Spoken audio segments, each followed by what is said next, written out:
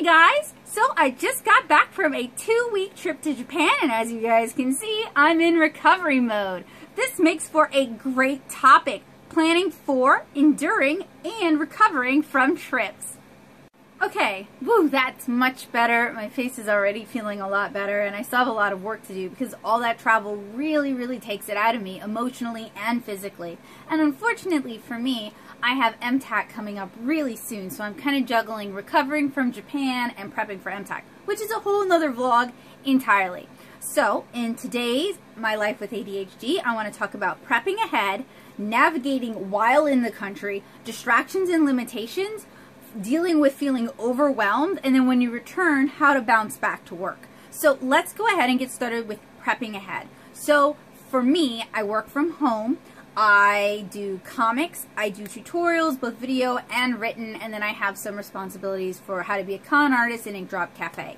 This meant that I had to, I couldn't count on being able to update while in Japan because we were using routers that were provided by the Airbnbs we used. And a caveat, most cities in Japan really frown upon Airbnbs. It's something they're starting to crack down upon. If I were to go back again, I would not use Airbnbs. I didn't realize how bad the situation was there, because there's a lot of American cities which like complain about it, but it's not really detrimental to their hospitality or detrimental to their overall ecosystem. Like Nashville would be an example of a city where it can be hard to book a hotel room in Nashville anyway. But New Orleans would be an example of a city where booking an Airbnb is detrimental to the actual local economy. So I didn't realize it was that bad when I went, but now I do, and I would handle things differently. Anyway, we were counting on the routers the Airbnbs provided to actually work, and at 2 of the Airbnbs, they didn't. You also aren't going to find a lot of Wi-Fi in Japan. There's some areas have more than others, so you can almost always count on Wi-Fi at a Starbucks. Look for the Wi-Fi symbol, like the little with Wi-Fi underneath before you go to a cafe. Some have it, some don't, and you can't count on them to have it. And I think 7-Elevens always have Wi-Fi, so it makes a lot of things harder than you would think. But before I went, all I knew was that it meant I wouldn't be able to post. I couldn't count on posting while I was there, so all of my regularly scheduled content, like the blog, the YouTube channel, my comic, I had to do what I could ahead of time. Now, Tumblr, being the wonderful finicky creature that it is, doesn't let you schedule things 2 weeks in advance, which really threw off my comic schedule, and that was just something I had to make peace with. But when preparing to go to Japan, I had to write something like, or prepare 8 guest posts. What I did was, 8 posts. I solicited for guest posts. A couple people did respond. The vast majority of people who said they were going to do it didn't do it. And I pay for my guest post, but I don't pay ahead of time, so I'm not out of money, but it really messed up my schedule. But I've kind of come to expect that when it comes to guest posts. You can't count on comic artists that much.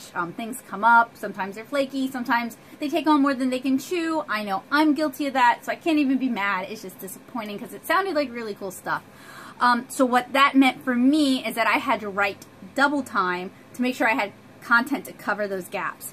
I usually record my video way in advance, so I got on my video editor to be a little bit better about editing video in a timely fashion and editing it as the Trello board lays it out rather than chronologically. So I did have video content, but it meant uploading it, writing descriptions, getting all that scheduled ahead of time. Now I use a scheduler, you guys know, I use a planner, and I write things down in color coded, so it helped me keep up with what I had to do ahead of time. So that was a struggle. That was really hard and really tiring because I was also finishing pages. I was working on chapter 8, which I need to pick up again. So I had like my normal life stuff that I was juggling, plus stuff for 2 weeks in the future, right? So that's always added difficulties, but because I'm self-employed and I work from home, those are difficulties I just have to embrace. If you're planning for a trip and you work for someone else, you're like a salaried worker and you're taking vacation time, those aren't really things you're going to have to worry about. I also packed some art supplies. I overpacked some art supplies because I ended up buying a bunch of art supplies in Japan. I really didn't need to bring them, but I didn't want to buy things I would need that I already had at home. I should have just done that though, because I ended up paying to fly art supplies I didn't even get a chance to use. And because I knew space was going to be a restriction, I tried to pack clothing that So first of all, the weather kept changing. It started out really cold and rainy, and then it got really warm and spring-like, and then it ended really cold and rainy, which is really hard to pack for. I know people are like, oh, pack lots of layers. I mean, you can still pack layers and still be freezing if you get wet. So I would not recommend how I pack for a trip. I'm also from Southeast Louisiana, so I just want to wear sundresses all the time. So if you were packing for the middle of summer, your packing needs would be very different and much smaller than packing for the middle of winter. And this was early spring, so it was just cold and overcast and then really warm and beautiful, and it's hard to prep for that. So I just did the best I could. I brought a sweater, I brought many pairs of underwear. I didn't actually bring a lot of t-shirts. I did bring jeans though. I brought 2 pairs of flannel stockings because it was so cold, and those were a real lifesaver. I packed a lot of dresses, and I would wear the dress over the jeans and the flannel stockings. I mean, that's pretty common to do in Japan, and given the weather and how cold and nasty it was really the wise thing to do. Now, I ended up bringing the wrong shoes. I brought a pair of boots and a pair of cute, like, little Mary Jane type shoes, and I thought I'd pack some walking sandals because I was really hoping that it was going to get warm, but it didn't, and those shoes ate my feet like that. Like, the first day walking around kind of lost in Osaka, nobody has Wi-Fi, nobody has GPS on their phones. I already had blisters in my feet. So anytime you're traveling, you should use common sense and bring sneakers, something really comfortable. Unfortunately, things that are really comfortable are often not waterproof. So, you can't win every time. But I ended up wrecking my feet, and we walked everywhere, and we did so many things, and I was just exhausted, like, the whole time, and overwhelmed the whole time. And this is a trip where at least 3 of the people on the trip had ADHD. Yeah, and I was one of the 2 responsible adults. Yeah. So, packing is always a challenge for people with ADHD. My solution to wardrobes has always been, I like gray, I wear a lot of gray, and I wear a lot of indigo, and then I'll add like bright colors to that. So that's kind of how I pack too. Can't go wrong with gray and white and indigo, right? So that was packing and prep. I tried to have everything done as possible, or make peace with not having things done 2 days before the trip. Then, when we landed in Japan, navigation became a huge problem because we were in 2 cities I'd never been to, Osaka and Kyoto. We went to Tokyo in an area I wasn't familiar with. My Japanese is horrendous. I don't know about you guys, but when I'm forced to start speaking in another language, my brain blanks, and my brain would go to French, which it's like I couldn't even use French when I needed to know how to use French. But now my brain is like, oh, here's the sentence in French. Here's how you guys to go to the bathroom. So I was really reliant on the member of the group who was moderately conversational in Japanese, could at least ask where the bathroom was, could ask for food, knew how to do transactions for that sort of stuff. So I couldn't even ask for directions if I was lost. We were really reliant on smartphone navigations, i.e. Google Maps, and my phone was the only phone that was actually syncing up properly, connecting to wireless properly, and updating properly, and I wanted to use my phone for photos and videos, so there was some tension there. I ended up relinquishing my phone over for navigation purposes far more often than I wanted to, but at least I had that. If it wasn't for Google Translate, which isn't that great, please don't rely on it. It is not going to save your life. If it wasn't for Google Translate and Google Maps and connecting to station Wi-Fi, because a lot of train stations in Japan will have Wi-Fi, like there's Kyoto Free Wi-Fi, JR has Wi-Fi, Osaka has Wi-Fi in some of their stations, and then again, you can always go to a 7-Eleven.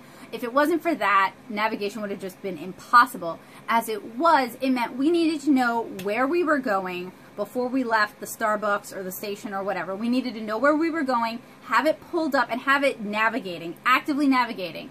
And your navigation, your GPS, is probably not going to work inside the train station, so you're going to have to wait till you get out of the station, which is hard because some of those stations, like in Tokyo or in Osaka, are massive. Shin Osaka Station is huge. So you may end up going a couple of miles out of your way just to get back to where you need to navigate. So that's something Don't freak out about it. Don't get anxious about it. Just accept it for what it is, but that is something to keep in mind. Now, if you're going with somebody who's good at reading maps, good at navigation, there are maps in the train stations. There are guides usually in the train station where you can pick up a map and kind of carry that around. But no one in our group was super good at reading maps, so it was all Google Maps all the time. But that also meant we did a lot of walking, and we got a little bit, not too lost. If you're going to get lost, Japan's a good country to get lost in because it's very safe. And there are 7-Elevens and Family Marts and Lawson's everywhere. So you can always find help. You can always get in and out of the cold. You can always get something warm to drink. You can use the bathroom. You can take a little brain break and de-stress. Japan is a great country to be lost in, especially in the larger cities. So we spent a lot of time kind of walking around, adding wear and tear to our feet that wasn't necessary because we were waiting on Google Maps to update. But Google Maps made it actually feasible. We didn't need to hire a guide. There are guide services, and if you are ADHD and you want to go to someplace like Japan, I would honestly recommend going with a guide service. I know PAL does like kind of anime and manga tours, which I'd thought about doing in the past, but it was a little too nerdy. The activities they had planned weren't as cultural as I wanted to do. So, and it wasn't as manga focused as I wanted to do, so that wouldn't work for me, but that might be a good starting point for you, is finding a guide. There's also websites like Tokyo Chipo, and loads of amazing vloggers like My Life Abroad, who will talk about these countries, and you can get a nice rundown of things you might want to do, and as well as the addresses you want to do it with. So going back to prep, because I'm going to skip all over the place, something that was done was a massive Google Doc was created and organized, but not in a way my brain would have organized it. A massive Google Doc was created with everywhere we were going to go, or everywhere we wanted to go, which was submitted ahead of time. The hours they were open, the address, and phone numbers, which we couldn't call because there was no Wi-Fi. And even though I wanted to go to like a Docomo and get a SIM card and get a router, that was nixed. So I would recommend doing that as well. Don't rely, if you are staying in an Airbnb, don't rely on their stuff. Go rent your own so that you can count on it, because we couldn't count on ours, and it was very frustrating. So a Google Doc was created ahead of time, and then everything was, I don't want to say starred, but like made into layers on Google Maps. So we would pull up the doc, we would save the doc without Wi-Fi, so you could access it without Wi-Fi, and then pull it up from there so things could go a lot quicker. We weren't standing in the 7-Eleven for like 20 minutes, it was more like 5, and then we'd navigate from there. So knowing what you want to do is great, and having someone in your group who isn't ADHD, who can like really push can be great too, but it can also be hugely overwhelming. I spent the entire trip massively overwhelmed. I went into Sakaido in Tokyo, which is a huge art supply store, and you guys know I love art supplies.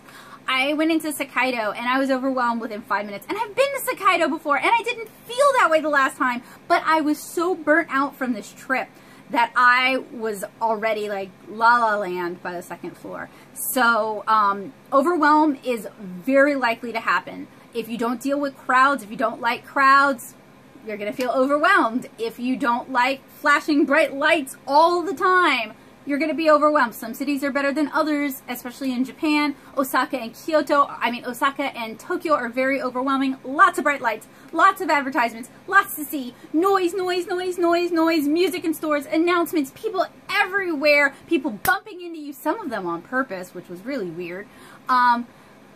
Right, very overwhelming. And then Kyoto is not as touristy, not as many ads. Once you get off the kind of the main streets, it's very quiet. The buildings are a lot lower. It doesn't have as much of drinking for fun as a culture thing to do.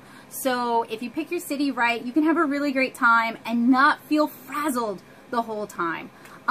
We also, in my personal opinion, did too many activities per day. I mean, let's see, on the very last day, last full day, we didn't even have a place to stay that night, so that was a scramble, because we had plans to do one thing, and that fell through. But we did, let me think about it. We did Akihabara, we did the Gundam Cafe, we did Onsen World, we walked around in Kanda and Shimbashi, we ate fluffy pancakes, and then we were stuck in Shimbashi, and no taxis would pick us up, so we had to walk 1.5 miles to Akasuka, to a hotel that finally had an opening. So maybe don't do so much in a day. And if you know in your heart of hearts that if you're not comfortable not having set plans for that evening, and you're like, oh, I'll just find a hotel, or there's love hotels all over the place, they always have open, or there's a capsule hotel, I'm sure I can find one. Don't do that. Don't do that to yourself. Have a set plan and stick to it. Because that was one of the problems, is you had a bunch of impulsive people kind of making impulsive choices. The plan would get off the rails, and then everybody would be tired and cranky and kind of upset. And I don't know about you guys, but when I'm overwhelmed, I get very bitter and mean. And what I really need is like an hour in a quiet place, have some water, have a snack, get off my feet, go to the bathroom, and just kind of chill out. So if that's something you need, you're going to have to push for it. Because if you travel in a group, there's always somebody who wants to go, go, go, go, go. Oh, I'm spending so much money on this trip. It has to be worth it. I have to make sure every second is jam-packed. We all know that person. We've all probably traveled with that person. Maybe it's your dad, maybe it's a brother, maybe it's your sister or your mom, or your husband or your wife, or somebody. There's always somebody who's like, we're spending so much money on this trip, we have to make it 100% worth it. But if you are burnt out, angry, tired, crying, overwhelmed, you're not enjoying yourself. You're not making the most of your time there, and it's wasted money. So take a break and relax and rejuvenate. That's totally legit. That's totally okay. Make the most of the trip in a way that works for you. So I spent a lot of my time overwhelmed and a lot of my time fighting for the time to decompress, and fighting for the time to get enough sleep, and fighting to not have to get up super early in the morning when I didn't sleep well the night before, because it always takes me like a couple of hours to de-stress, even at home. And then, you know, dealing with the stresses of being in a new city, sleeping on a new bed, eating different foods, like it all adds. So if you can, fight for your downtime and make sure you have downtime, because that's important, and that'll allow you to enjoy your trip more and make it less like work. Because vacationing, taking trips, going places when you're ADHD can be really stressful and really difficult. And if you're the one doing a lot of the planning, that's weeks of stress to deal with. So we've talked about prepping ahead a little bit, kind of all over the place. We've talked about navigating. We've talked, distractions and limitations. Kind of ties in with overwhelm. So for me, Japan was hugely distracting, and I have a lot of limitations. First of all, it takes me a moment to mentally navigate, to get my bearings, to figure out where I am. I look for landmarks. I can't just like plow through ahead following a GPS and not look around, because I'll never remember how I got there. If I take it a little slow, if I have a chance to kind of observe my surroundings, comment on what's going on, I'm going to remember it a lot better and be able to navigate it again and again and again. I also had limitations where my feet were wrecked the first day, and we were pushing and pushing and pushing, and it wasn't until like the third day when I finally bought a pair of more comfortable shoes. So my feet were just really deteriorating fast, and I wasn't pushing for breaks as much as I needed to push for my own well-being. And then everything is distracting, okay? Like everything is amazing and brightly colored and fun and singing at you and making noise. Even the train stations sing to you. And while there's a lot of things about Japan that are accommodating for people with ADHD, like some, not all, can't count on it. Some of the train cars have LCD screens above the doors, which show it rotates between the station you are at, the station you're going to, and all the stations on the line. That's amazing. Why don't we do that in the US? And then every station has its own little theme song, so you can have an auditory cue if you like are in an area long enough, an auditory cue that you've hit the station you want to go to. So even if the train car is packed, you can hear. And then there's also Japanese and English on some cars, but not all cars will do their announcements in both languages. Sometimes it can be too hard to hear. Sometimes the person really mumbles the whole thing, so you can't hear it at all. But sometimes it's really clear and easy to understand. So there's some great accommodations. But the train stations are super busy. There's stores everywhere. There's always a crowd of people trying to get where they're going. And it's like breaking through a school of fish. Like, it's really hard to go against the crowd. It's just full of distractions, and for me, I was constantly piddling money away on gachapon, which, I mean, I'm familiar with. It's not like they're a novelty to me. Drink machines with hot milk tea, which was really nice because it was cold and you can put the hot milk tea in your pockets and it'll help keep you warm and it'll give you something warm to drink. But I was constantly spending money at drink machines on drinks I didn't need that were sugary drinks. And then, like, even the convenience stores can be distracting, because not only do they sell convenience things, they sell tasty foods of a wide variety, desserts. So if you're impulsive about sugar, that's a hard one. A huge range of soft drinks, including hot milk tea and hot coffee, like hot prepared lattes.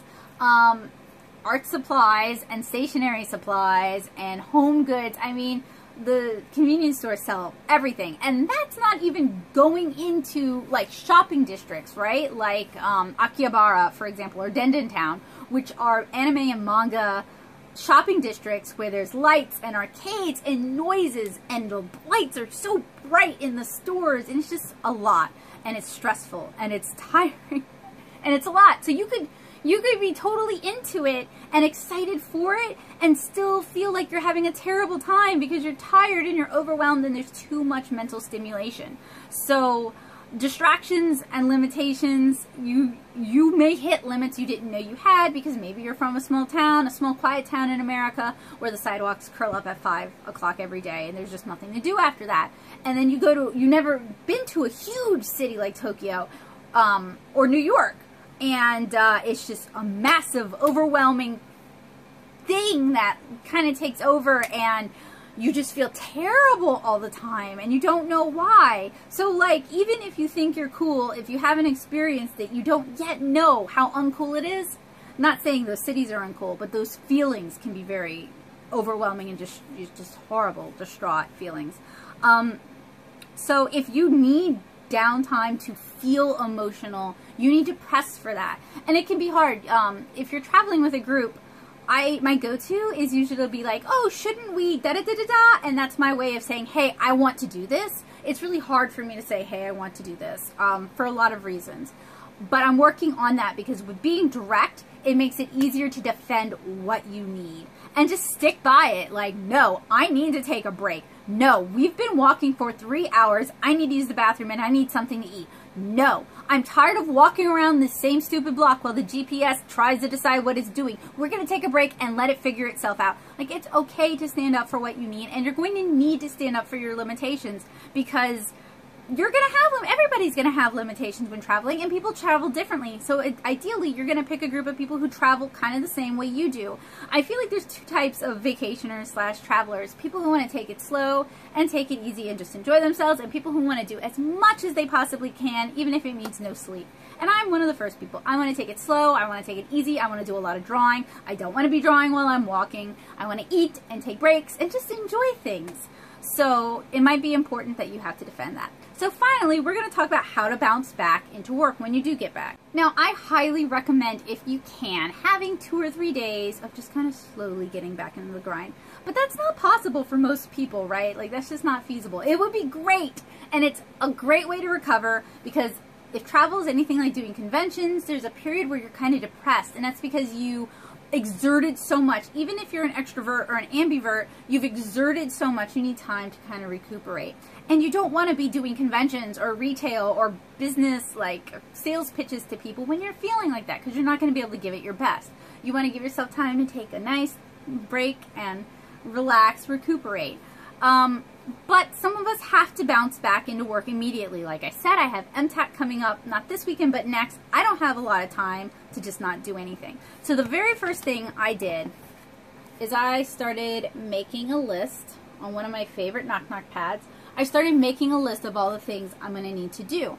And it's not have to do it right away. It's just helping me get myself back into that mental state where I'm thinking about work, and I'm thinking about taxes, which are coming up on April 15th. And I'm thinking about MTAC stuff, and I'm just writing it down so that I don't have to juggle it in my brain. Keeping a journal on your trip is also a super excellent idea. I'm kind of going backwards here. It'll help you process what you did. It will help you remember what you did, because if your trip is like mine, you will have done so much that you're not going to be able to remember. And write down, I just did like a bulleted list of everything I did that day, so that I will jog my memories so I can actually remember in detail, because all I need is that little reminder. I also took a bunch of photos and a bunch of video, and all of those are going to help me remember the trip better and help me remember details better.